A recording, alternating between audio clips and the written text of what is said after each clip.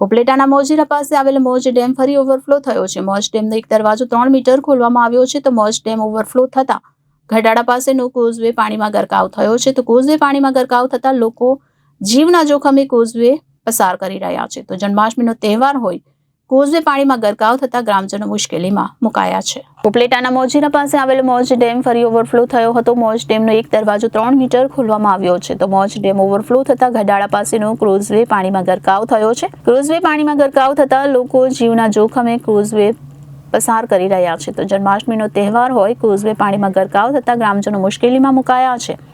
અનેકવાર તંત્રને રજૂઆત કરવા છતાં ક્રુઝવે ઊંચો બનાવવા કાર્યવાહી ન કરાતા ગ્રામજનો જીવના જોખમે આના પરથી પસાર થઈ રહ્યા છે। તાલુકાના ગઢાડા ગામના પૂર્વ સરપંચ નારાયણભાઈ આહિર ગઈકાલે મોજ ડેમ માટે ખૂબ જ વરસાદ હોય, જેને કારણે મોજ ડેમ ઓવરફ્લો થવા જેને પાટિયા ખોલેલ હોય, જેથી ગઢાડા ગામનો જે મુખ્ય રસ્તો કોઝવેલ આવેલ છે તે પાણીમાં ગરકાવ થઈ ગયેલ છે, જેને કારણે આજે જન્માષ્ટમીનો તહેવાર હોય અને લોકોને તાલુકા મથકે જવું હોય તો આજે ખૂબ જ મુશ્કેલીનો સામનો કરવો પડે છે।